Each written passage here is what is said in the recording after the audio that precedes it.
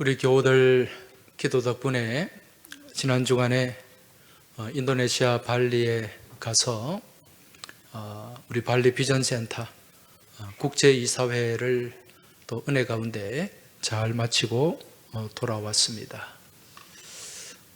뉴스를 보셨겠지만은 인천공항에 폭설로 인해 가지고 또 비행기가 좀 지연되는 그런 또 문제도 있었지만 또 기도해 주신 덕분에 큰 어려움 없이 순적하게 또 모든 일정을 잘 마치고 돌아올 수가 있었습니다. 다시 한번 기도해 주신 모든 분들께 감사를 드립니다. 발리 비전센터 국제이사회, 그러면 이게 뭔가 좀 궁금하실 분들이 계실 텐데 지금 우리 교회와 동인선교회가 같이 감당하고 있는 이 발리 비전센터 안에는 가나다라 유치원이 있습니다. 유치원이 있고 또 한국어 학당이 있어요. 인도네시아 젊은이들이 한국말을 배우길 원하기 때문에 한국어 학당을 운영하고 또 거기에 한국어 시험을 볼 수 있는 시설을 갖추어 놓고 또 한국어 능력 시험을 치르고 있습니다. 그리고 또 크리스찬 그룹이라고 해서 인도네시아 현지 젊은이들이 또 그 그룹을, 크리스찬 그룹을 만들어서 또 봉사도 하고 헌신도 하고 그렇게 활동을 하고 있습니다. 이제 이걸 운영하는 그 주체가 야야산 비나 일무인데 인도네시아 말로 이 야야산은 비영리 재단을 얘기하는 것입니다. 비나 일무는 교육과 문화를 담당하는 거죠. 그래서 합치면은 교육 문화를 운영하는, 문화센터를 운영하는 비영리 재단, 그렇게 되는 거죠. 이걸 이제 외국인이 운영을 하려면 현지인들이 거기에 이사로 들어가야 돼요. 이사회가 조직이 돼야 되고 또 저희 같이 외국인이 와서 이제 정기적으로 이사회를 해야 이 재단이 유지가 되고 운영이 되는 것입니다. 이번에 그 국제이사회를 이제 가졌는데 가서 많은 은혜를 받고 또 감동을 받았습니다. 그 이사회를 시작할 때 기도를 서울동안교회 장로님이 기도를 하셨습니다. 이분은 발리 비전센터 기공할 때부터 수차례 발리를 오가면서 건축 과정에 또 관여를 하고 또 여러 가지 행정적인 일들을 다 그렇게 또 담당했던 장로님인데 이분이 이번에 이사회를 하면서 기도를 이어가지 못하는 거예요. 너무 목이 메이고 눈물이 흘러서 그 감격의 눈물이라고 할 수가 있겠죠. 왜냐하면 본인은 쭉 진행되는 과정을 봐왔는데 이게 우리가 한 게 아니라 하나님이 하셨다는 것이 눈에 환하게 보이기 때문에 너무 감사하고 감격스러웠던 것입니다. 이번에 가나다라 유치원 보고를 받았는데 지금 아이들이 한 6, 70명이 교육을 한 80명 정도 되는 것 같아요. 교육을 받고 있고 거기에 들어가겠다고 기다리고 있는 대기자가 한 80명 정도 되는 것 같아요. 네. 여기에 들어가려면은 인도네시아 화폐로 100만 루피아 정도 매월 들어갑니다.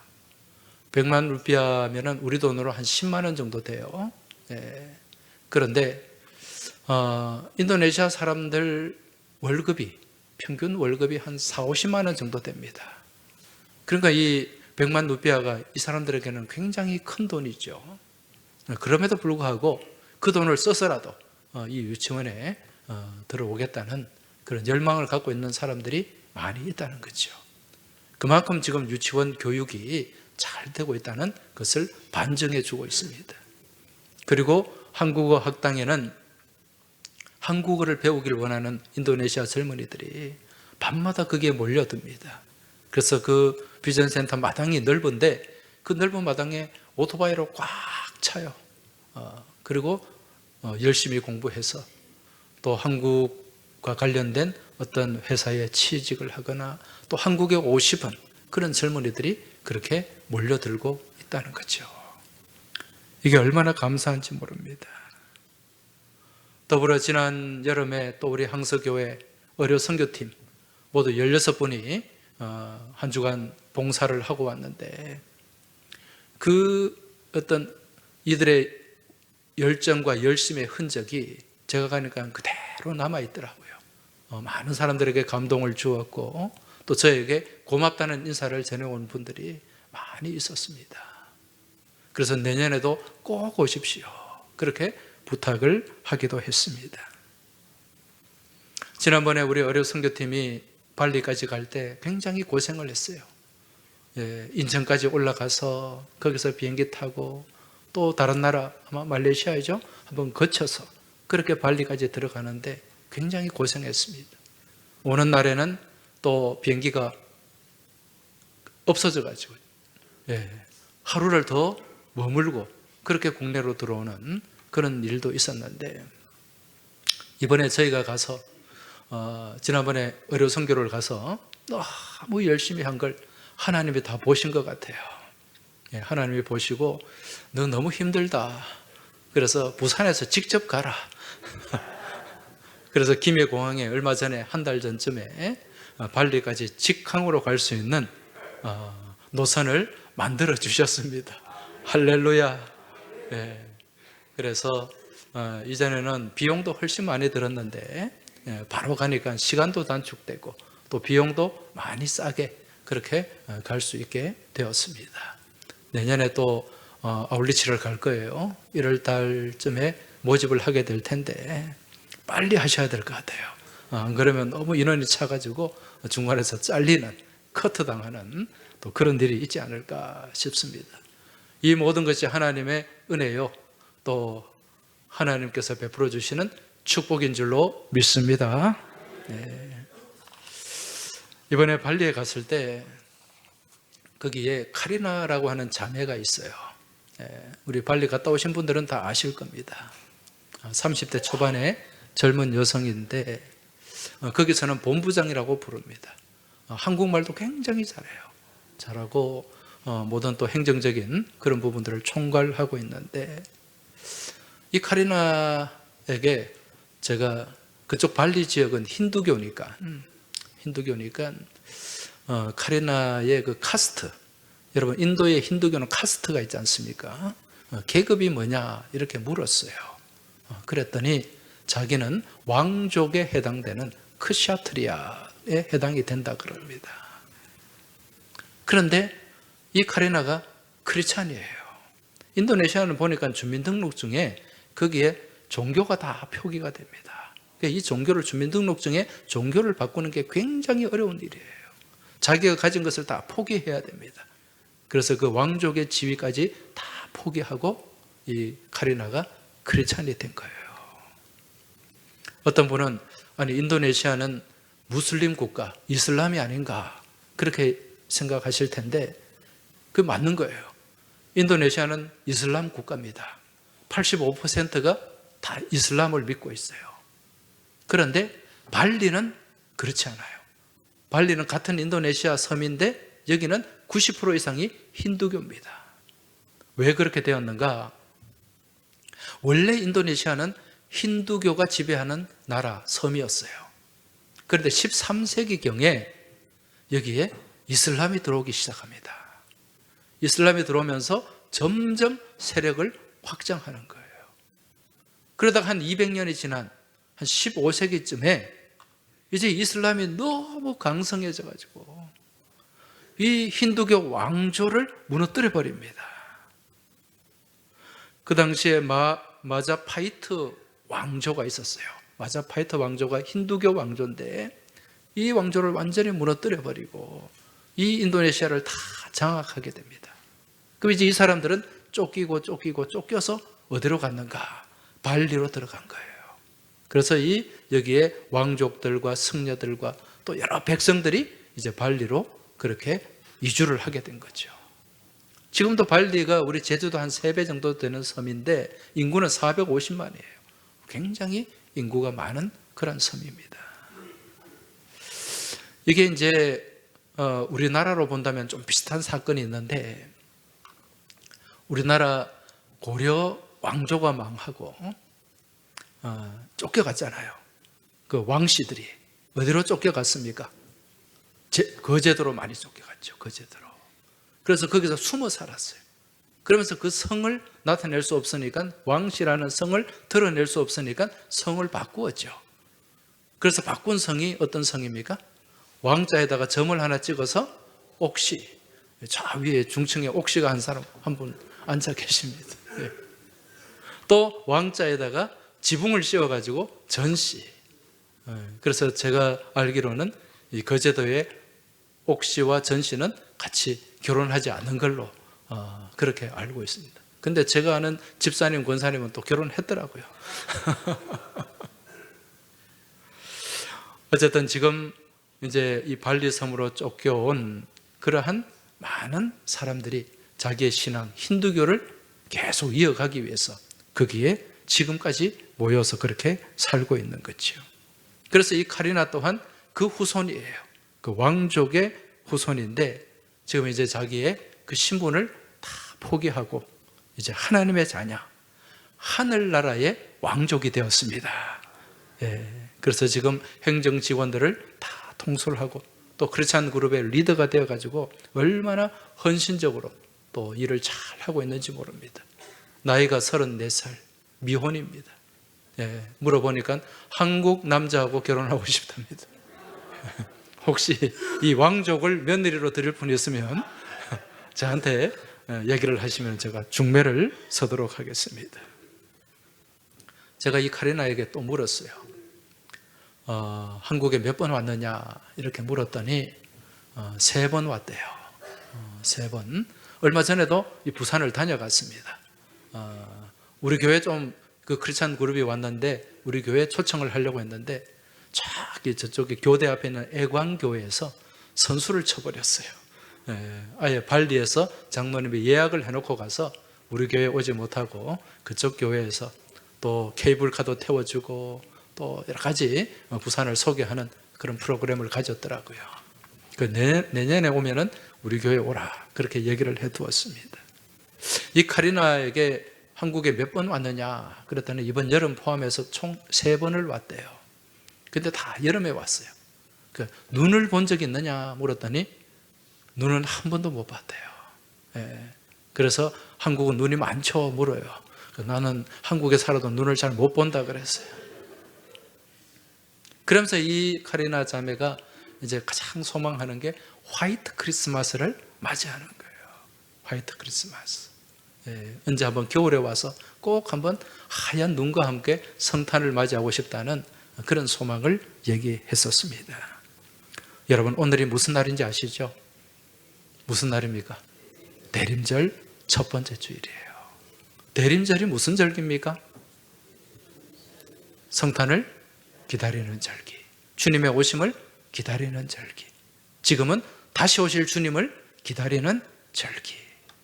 대자가 무슨 대자입니까? 큰 대자가 아니고 기다릴 대자입니다. 림자는 림자는 임할 림자입니다. 임할 림. 강림하다. 대자는 고대하다 할 때 그 기다릴 대자에 임한다 그런 의미예요. 그래서 주님께서 강림하심을 기다리는 절기가 대림절입니다. 오늘 대림절에 이렇게 예쁘게 또 성탄 틀이 장식이 되어 있고 5개의 촛불이 켜져 있습니다. 이건 제가 자주 설명을 해드려가지고 무슨 의미인지 잘 아실 거예요. 빛이 성탄절에 가까워질수록 점점 초가 하나씩 늘어나게 되고 이제 그 빛이 더 밝아짐으로 말미암아 어둠은 물러가게 되고 떠나가게 됩니다. 우리를 지배하려고 하는 그런 악한 어둠의 세력들이 예수 그리스도의 빛 가운데 다 사라지게 되고 무너지게 된다는 그러한 메시지가 여기에 담겨 있는 거죠. 오늘 말씀의 제목이 뭡니까? 빛이 있으라. 이 빛이 있으라는 말씀은 태초에 우리 하나님께서 우주 만물을 창조하실 때 선포하신 말씀이에요. 오늘 말씀 1장 2절 3절을 다시 한번 보시기 바랍니다. 그 땅이 혼돈하고 공허하며 흑암이 깊음 위에 있고 하나님의 영이 수면 위에 운행하시니라. 하나님이 이르시되 빛이 있으라 하시니 빛이 있었고. 자, 지금 이 말씀은 이제 하나님께서 천지를 창조하실 때 첫째 날의 상황이에요. 혼돈합니다. 천지를 창조하실 때에 혼돈, 카오스, 막 혼란스러운 거예요. 그리고 공허합니다. 공허. 이 히브리어로 보후라고 하는데 황무한 거예요. 황폐한 거예요. 그리고 흑암은 호샤크라고 합니다. 히브리어로 호샤크라는 말은 공허하다는 거예요. 모호하다는 거예요. 그런 의미가 여기에 담겨 있습니다. 지금 이 상태가 바로 빛이 없는 상태, 혼돈과 공허와 흑암이 지배하는 그러한 상태에 우리 하나님께서 선포하셨습니다. 무엇을 선포하셨습니까? 빛이 있으라. 빛이 있으라. 자, 이 말씀을 보면서 우리는 어떤 생각을 합니까? 첫째 날에 하나님이 무엇을 창조하셨다? 빛을 창조하셨다. 맞는 생각일까요? 틀린 생각일까요? 네. 첫째 날 빛을 만드셨다? 아니에요. 빛을 만든 게 아닙니다. 이 빛이 있으라라는 이 단어를, 이 말씀을 히브리어 원문에서 보면 하야오르 이렇게 기록이 되어 있어요. 하야오르. 있으라. 하야. 이 하야라는 말은 무언가를 만드는 의미가 아니에요. 이 하야라는 말은 나타난다, 등장한다, 그런 의미예요. 그래서 하나님의 첫째 날 빛을 만들어서 빛을 비추신 것이 아니라 있는 빛을 어떻게 하셨다? 등장시키셨다. 네. 이 빛이 있으라 말은 빛이 나오라, 빛이 등장하라, 그런 의미가 여기에 담겨 있는 거죠. 그래서 창세기 오늘 1장 3절에 나오는 이 빛, 오르라는 말은 만들어진 빛이 아니라 어떤 빛이다? 스스로 존재하는 빛을 얘기하는 거죠. 이게 이제 이 빛과 다른 빛이 창세기 1장에 또 등장합니다. 예. 오늘 3절에 나오는 빛, 이것은 히브리어로 오르라고 기록이 되어 있어요. 이 빛은 스스로 존재하는 빛. 그럼 1장 14절에 보면 또 빛이 있어요. 그걸 여기서는 광명체라고 합니다. 광명체. 이 광명체는 히브리어로 뭔가 마우르라고 해요. 이 발광체를. 그래서 이 광명체 마우르는 만들어진 빛이에요. 그런데 1장 3절에 나오는 오르는 스스로 존재하는 빛이다. 같습니까? 다릅니까? 완전히 다르죠. 완전히 다르는 거예요. 자, 그럼 첫째 날 하나님께서 첫째 날은 무언가를 만드신 날이 아니라 이미 존재하는 그 빛을 등장시킨 날이다. 그렇게 이해를 할 수 있습니다. 이 빛이 등장함으로 인해서 혼돈과 공허와 흑암이 떠나가고 그 카오스 상태에서 어떤 상태로? 질서의 상태, 코스모스의 상태로 이제 바뀌게 되는 것이 첫째 날의 모습이라는 거죠. 하나님께서 이렇게 빛 가운데 이제 에덴 동산을 창설하셨어요. 에덴 동산을 만드시고 거기에 누구를 살게 하셨죠? 아담과 하와를 살게 하셨습니다. 그런데 하나님의 빛 가운데 머물며 살아가던 아담과 하와가 이 빛을 잃어버리게 됩니다. 무슨 사건 때문에? 선악과 사건 때문에. 죄가 들어오므로 다시 어둠의 지배를 받게 되는 거예요. 빛을 잃어버리게 됩니다. 그 빛을 잃어버린 역사가 누가 오시기까지? 예수님이 오시기까지 계속해서 이어졌던 거죠. 하나님께서 흑암과 혼돈과 공허의 지배 가운데 살아가는 이 인류를 위해서 빛을 주셨습니다. 빛 대신 하나님께서 직접 인간의 몸을 입고 이 땅에 오셨는데 그분이 누구라고요? 예수 그리스도. 이 예수님을 요한복음 말씀에서는 어떻게 표현하고 있습니까? 참 빛이다. 참 빛. 요한복음 1장 9절 10절 말씀을 한번 보시기 바랍니다. 참 빛 곧 세상에 와서 각 사람에게 비추는 빛이 있었나니 그가 세상에 계셨으며 세상은 그로 말미암아 지은 바 되었으되 세상이 그를 알지 못하였고. 할렐루야. 이 빛이 예수 그리스도 빛이에요. 이분이 2절에 보면 그가 세상에 계셨다는 거예요. 천지가 창조되기 전에 이미 계셨고 그로 말미암아 이 온 천지가 지은 바 되었다는 거죠. 이 빛, 참 빛이 창세기에 빛이 있으라 라는 말씀과 함께 등장하신 거예요. 자, 여러분, 지금 이 빛, 우리는 지금 참 빛 가운데 머물며 살아가고 있습니다. 여러분, 빛이 가지고 있는 힘이 있어요. 그 빛이 가지고 있는 힘이 무엇입니까? 무엇을 물리친다? 어둠을 물리치는 거예요. 어둠을 물리칩니다. 빛이 없으면 자연스럽게 무엇이 지배합니까? 어둠이 지배해요. 그 어둠은 혼돈이에요. 혼란이에요. 공허입니다. 여러분, 빛이 등장하게 되면 어둠은 자연스럽게 물러가게 되고, 또 빛이 등장하게 되면, 빛 가운데 머물며 살아가게 되면 어둠 속에서 보지 못하는 것들을 볼 수 있게 되는 것입니다. 여러분, 혼돈, 어둠 속에서는 혼돈이라 그랬어요. 제대로 보지를 못합니다. 알 수가 없어요. 옛날에 6.25 전란 때 이 강원도에 고지전을 하면서 그 고지를 빼앗으려고 막 주야로 서로 싸웠지 않습니까? 나중에는 총알이 다 떨어지고 포탄이 떨어져서 그냥 총칼을 들고 올라가서 백병전을 하게 됩니다. 그럼 깜깜한 밤에 막 올라가요. 적군이 올라오는데 이게 아군인지 적군인지 분간이 안 된단 말입니다. 그때 싸우신 분들 얘기를 들으면 어떻게 싸웠다 그럽니까? 머리를 만져보고, 머리가 길면 아군이고 짧으면 인민군이고, 그러면서 그냥 이거 만져보고 이거 머리가 짧네, 이거 찔렀다는 거죠. 그런데 이게 아군들 중에도 머리 짧은 사람이 있을 거 아닙니까? 그러니까 내 동료를 깜깜하니까 머리가 짧다는 이유로 그냥 찔러, 나중에 보니까 내가 내 동료를 죽이는 그런 일들도 비일비재했다는 거죠. 이게 뭡니까? 혼돈이에요. 혼선이에요. 무엇이 없기 때문에? 빛이 없기 때문에 이런 일들이 일어나는 것입니다. 그러나 빛이 환하게 비치면 다 알 수가 있어요. 여러분, 우리 영적인 세계도 마찬가지입니다.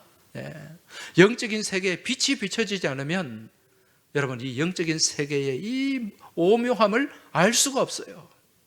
그냥 인생 죽으면 끝이지, 인생 뭐 있나, 그러면서 그냥 그렇게 사는 거죠. 그러다 죽는 거예요. 그렇지만 우리 심령 가운데 빛이 비춰지면 하나님의 놀랍고 오묘한 세계를 바라보게 되는 줄 믿으시기 바랍니다. 사계절을 보면서 그 가운데 섭리하시는 하나님의 섭리를 볼 수 있는 거예요. 여러분, 이거 아무나 볼 수 있습니까? 아닙니다. 우리 가운데 영적인 빛이 있어야 볼 수 있는 줄 깨달으시기 바랍니다. 이 빛이 우리 삶 가운데 질서를 주는 거예요. 혼돈스럽고 혼란스러운 삶이 아니라 질서 있는, 영적인 질서가 있는, 내면 세계에 질서가 있는 그런 삶으로 우리를 이끌어 간다는 것입니다. 여러분, 이게 빛이 가지고 있는 힘이고 빛을 통해 얻게 되는 은혜인 줄 믿으시기 바랍니다. 제가 이번에 인도네시아를 가서요, 이제 첫째 날 이사회를 마치고 둘째 날 아침 일찍 서둘러서 숙소에서 7시 반에 차를 타고 출발을 했습니다. 어디를 가려고 했느냐? 그곳에서 발리 저기 북단에 블링빙 살이라고 하는 지역이 있어요. 거기를 가기 위해서 아침 일찍 출발을 했습니다. 왜냐하면 시간이 한 4시간 반 정도 걸려요. 우리는 도로가 좋기 때문에 뭐 80km, 90km, 뭐 100km 이상 달릴 수 있지만 그 가보시면 아시면 길이 꼬불꼬불해요. 이 사람들은 뭐 질서가 없어요. 무질서 속에 질서가 있더라고요. 오토바이하고 막 뒤엉켜가지고, 그러니까 도로도 좁고 험하니까 뭐 한 30km, 40km 이렇게 가니까 4시간, 5시간 걸릴 수밖에 없는 거죠. 거기에 가면 블링빙 살이라고 하는 지역이 있는데 내년에 우리 의료팀이 가면은 거기서 의료 선교를 좀 했으면 하는 그런 마음이 있습니다. 그 블린빙 사리에 무엇이 있느냐? 기독교 마을이 있어요. 여러분, 인도네시아는 무슬림 국가 아닙니까? 근데 발리는 또 힌두교가 지배한다 그랬죠. 그런 나라에 기독교 마을이 있다는 것은 여러분 놀라운 일입니다. 놀라운 일이에요. 그래서 그 기독교 마을이 어떻게 세워졌는가, 지금 또 어떻게 그 사람들이 살고 있는가, 이걸 좀 보기 위해서 그곳까지 찾아갔습니다.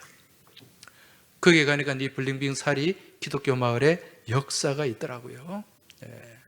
1866년에 지금부터 한 150년 전쯤 되겠죠. 1866년에 네덜란드에 선교회, 울트렉 선교회라는 선교회가 있었어요. 이 울트렉 선교회에서 선교사 2사람을 발리에 파송을 하게 됩니다. 그 파송된 선교사가 제이콥 드 브룸, 제이콥이라는 선교사와 반 에크라는 선교사, 2사람이 갔어요. 근데 여러분, 참 힌두교가 개종이 안 됩니다. 힌두교는 엄청난 신을 섬기거든요. 7년 동안 선교를 했는데 딱 한 사람, 7년 만에 딱 한 사람이 이제 예수를 믿고 개종을 한 거예요.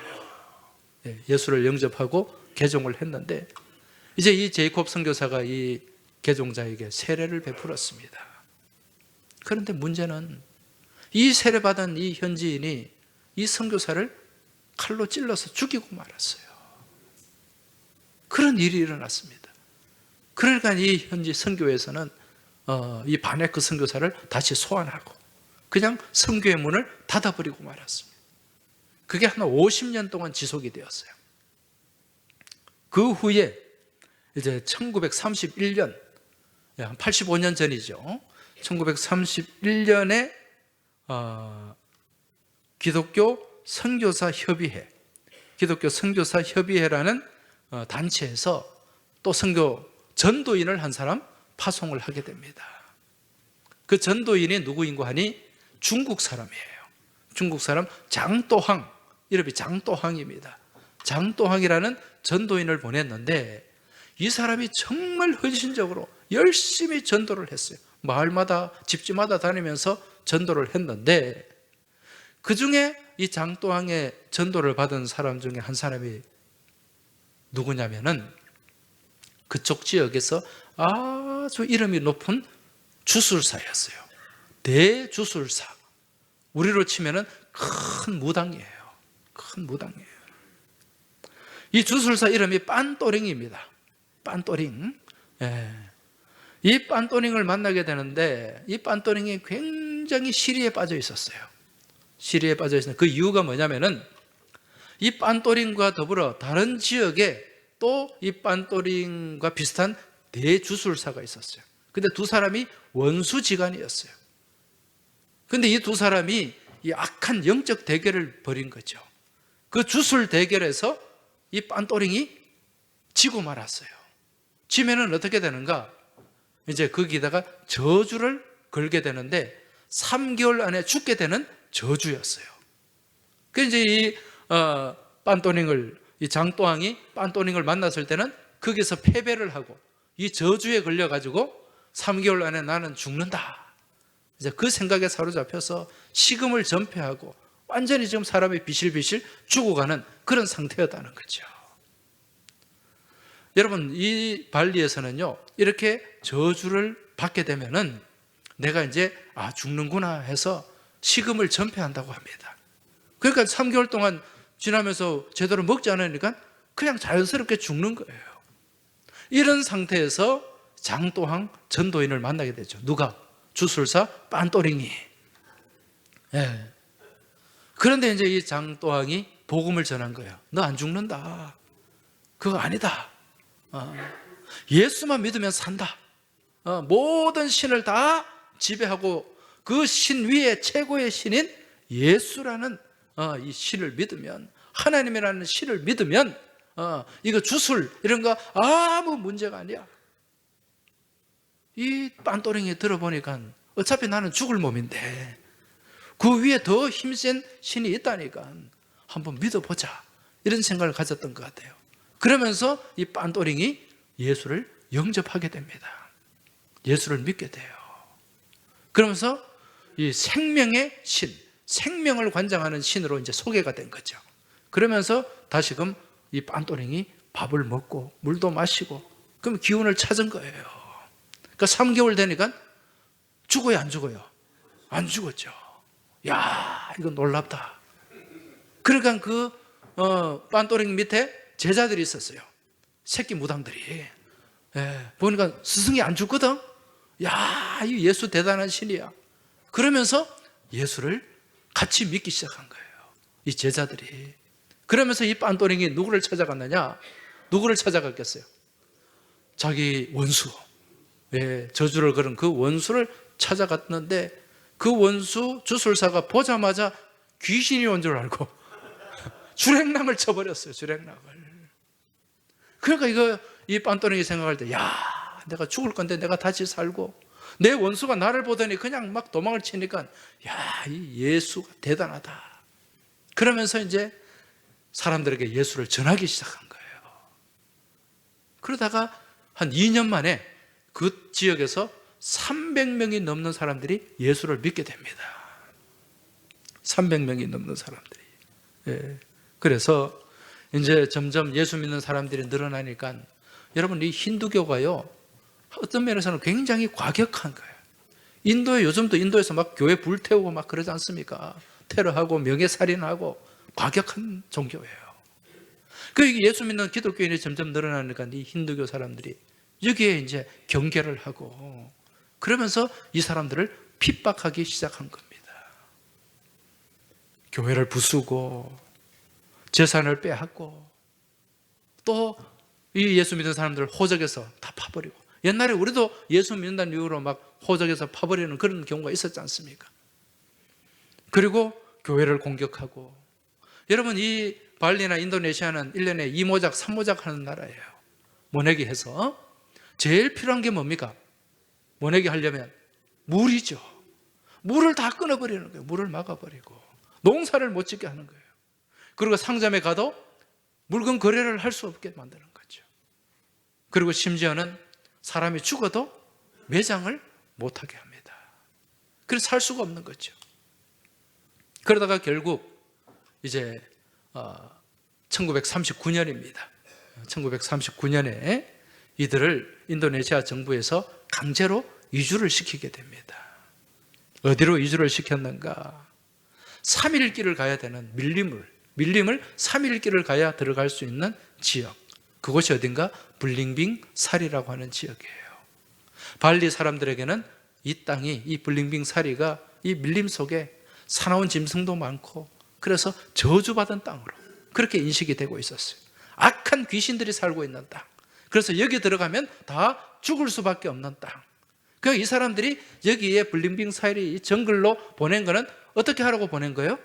가서 죽어라, 그거였어요. 그런데 죽었을까요? 안 죽었을까요? 예, 죽었으면 제가 얘기를 안 하겠죠. 거기에 들어간 3일 길을 걸어서 정글로 들어가서 거기서 그 사나운 짐승들과 싸우면서 밀림을 개척하기 시작한 겁니다. 거기 그 밀림을, 나무를 잘라내고 캐내고 거기 농사 지을 수 있는 농토를 만들었어요. 그렇게 농토를 개간해가지고 그 농토를 공정하게 제비 뽑아가지고 성경대로, 원칙대로 그렇게 서로 또 땅을 나누어서 농사를 짓고 그렇게 한 지가 한 85년 정도 됐다는 거예요. 지금은 어떤가? 지금은 이 발리에서 가장 깨끗하고 가장 살기 좋고 가장 질서 있는 그러한 마을로 바뀌어 있었습니다. 거기에 개척한 이 그리스도인들이요, 마을 중심에 십자가 모양의 길을 내고 거기에다가 교회를 세웠어요. 그 교회 이름이 브니엘 교회입니다. 브니엘, 하나님의 얼굴이라는 뜻이죠. 지금도 여기에 한 300명, 400명이 모여서 예배를 드리고 성탄절이나 이런 특별한 날, 그리고 외지에 나가 있는 자녀들까지 와가지고 한 1000명이 예배를 드린대요. 이런 교회가 거기에 2개나 있어요. 2개나. 이 브니엘 교회를 저희가 방문을 했는데 이 교회를 담임하는 목사님이 여자 목사님이에요. 린다라고 하는 목사님인데 우리 교단 장신대에서 유학을 하고 석사 학위를 받고 돌아가서 거기서 목회를 하고 있습니다. 아마 이분은 앞으로 이 발리 지역에서 그 교단에 큰 일을 할 수 있는 그런 목사님이에요. 그래서 이제 이 블링빙 사례가 사람들에게 어떻게 알려졌냐면은 어느 날 독일 사람이 경비행기를 타고 이 발리 이 정글을 이렇게 비행을 하는데 위에서 보니까 십자가 모양이 있는 거예요. 십자가 모양이. 저게 뭐지? 그렇게 생각해서 나중에 이제 찾아가 봤더니 거기에 기독교 마을이 있더라는 것입니다. 그래서 전 세계에 알려지게 되었어요. 제가 가서 그 기독교 마을 사진을 찍었습니다. 사진을 한번 보여주시기 바랍니다.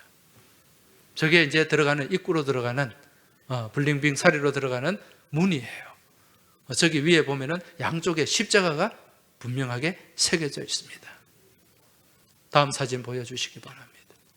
저게 이제 기념비인데요. 저기에 보면 이제 최초의 블링빙 사리에 와서 거기서 헌신하고 개척하고 수고했던 그분들의 이름이 저기 다 기록이 되어 있습니다. 다음 사진 보면은 저분이 린다 목사님이에요.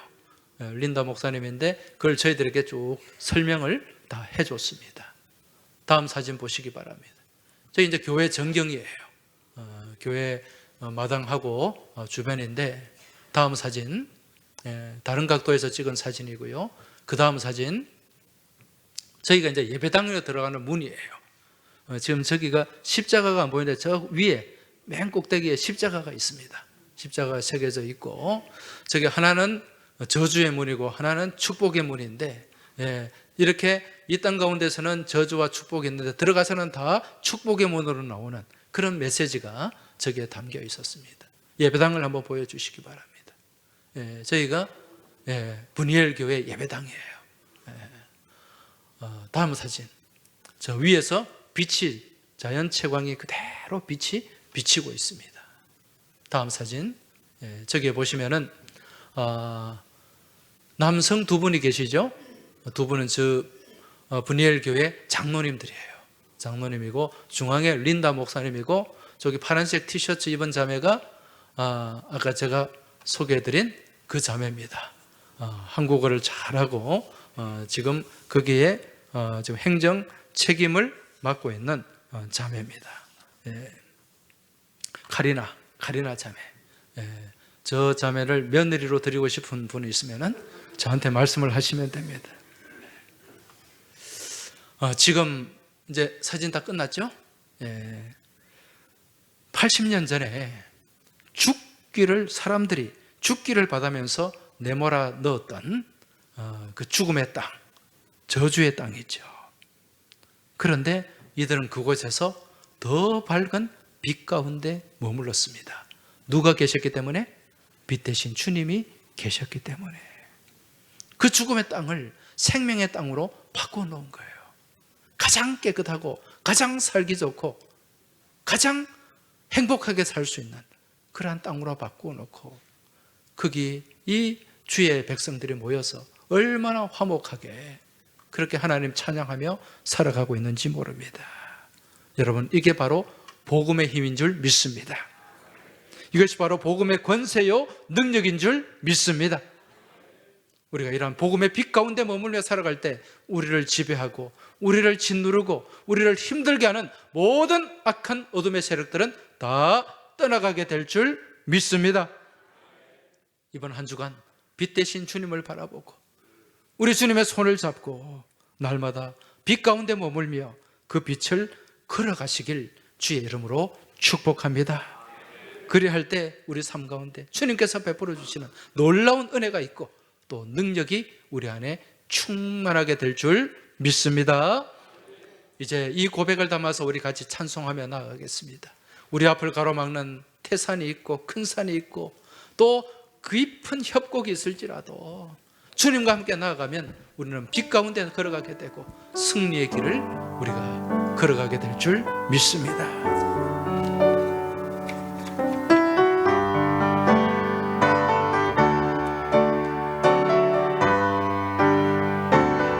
태산을 넘어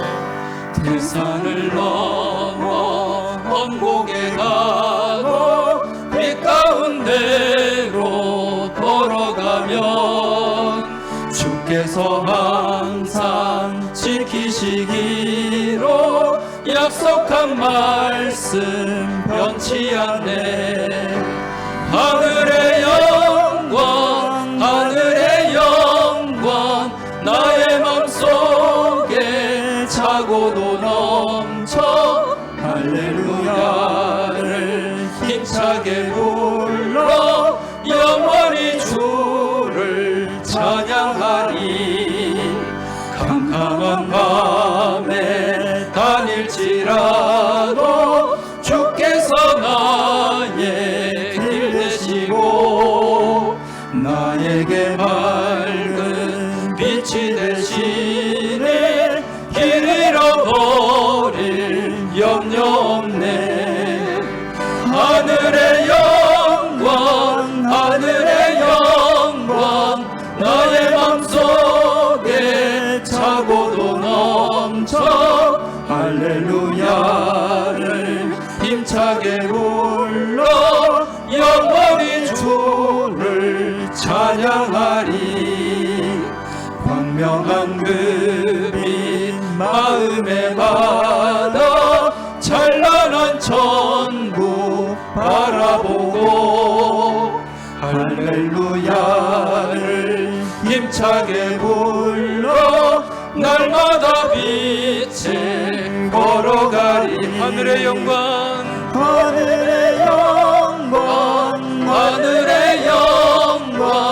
나의 맘속에 차고도 넘쳐 할렐루야를 힘차게 불러 영원히 주를 찬양하리. 아멘. 이제 이 시간 우리 같이 기도하겠습니다.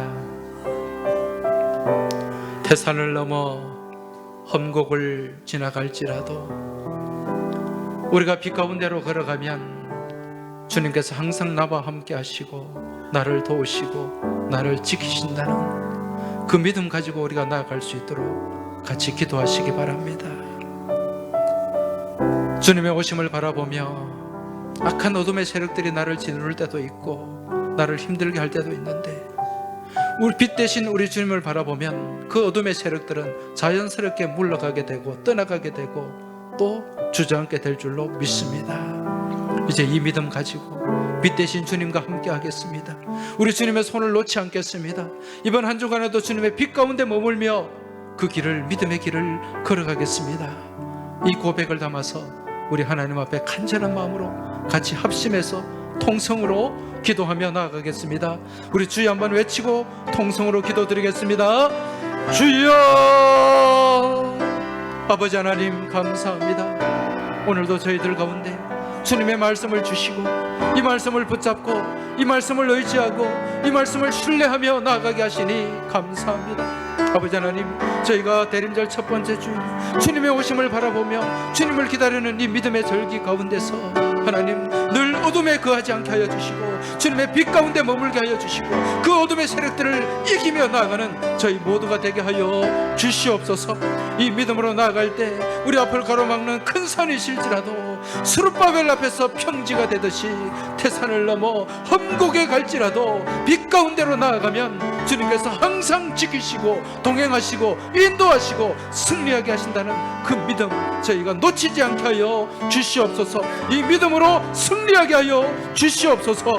이번 한 주간에도 이 말씀 붙잡고 이 믿음으로 주님과 동행하는 저희 모두가 되길 간절히 소망합니다. 주님 함께하여 주시옵소서. 하나님 아버지, 오늘도 저희에게 말씀 주심에 감사합니다. 이 말씀 붙잡게 하시니 감사합니다. 이 말씀 의지하고 신뢰하며 나가게 하시니 감사합니다. 아버지 하나님, 저희가 빛 대신 주님을 바라보게 하시고 그 빛 가운데 늘 머물며 살아가는 저희의 모든 삶의 여정이 되게 하여 주옵소서.